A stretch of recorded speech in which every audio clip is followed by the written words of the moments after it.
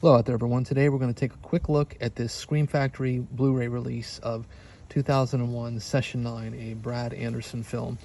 Apparently set on the real Danvers Hospital in, I believe, New York. And it's such a great location. I mean, obviously this film is cribbing heavily from The Shining in terms of its sort of inclusion of the physical location as a character in and of itself.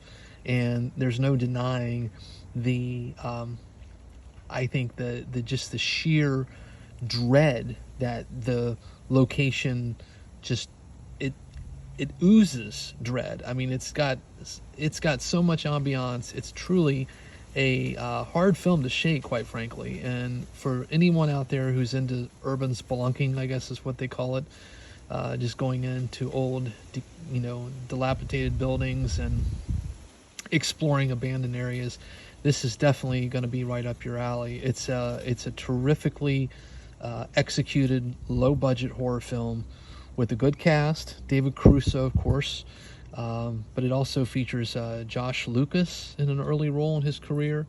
I think this movie came out maybe a year after American Psycho. There's just a lot to like about the movie. I mean, I will concede that it relies very heavily on its atmosphere for its scares, but boy, I mean, there are a few moments in the film that are genuinely disturbing, and I think that is largely due to the terrific location and I think the incredibly competent cinematography. I think the atmosphere, the lighting, the sound design, everything about it, quite frankly, visually just works, as well as audio. I play it on a 5.1 system at my house, and it definitely gave me the chills. And when you'd hear, water droplets in one of the rear speakers and not the other, it gave you a nice sort of spatial feel about the story. And I think that it's, again, a great example of how you can make a low-budget horror film incredibly effective with the right location and some good acting. Again, I think the story, it's probably, to a certain degree, the weakest link. And interestingly enough, I actually think this film benefits greatly from subtitles, because I remember when I first saw it, there were times when I couldn't quite make out what was being said on the audio recordings that one of the characters was listening to. And I think there are even times when I have a hard time making out what the one Irish actor is saying. His name, I don't recall.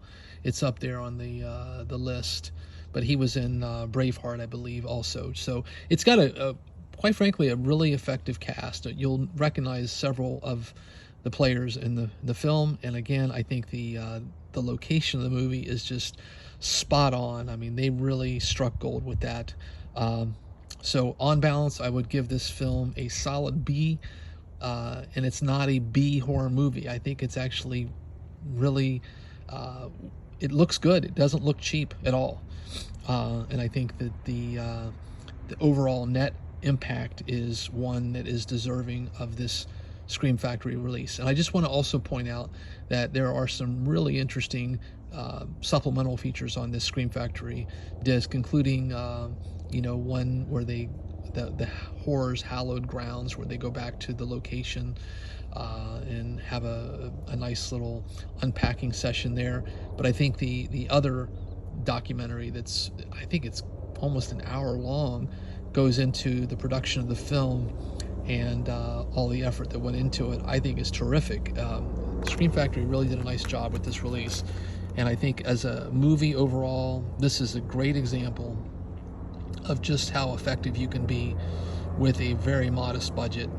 Definitely recommend it, and hope anyone out there who might be listening or watching this gives it a chance, because I think you'll be rewarded quite effectively. So on that note, please do take care out there, everyone. Stay safe, be kind, and keep watching good cinema.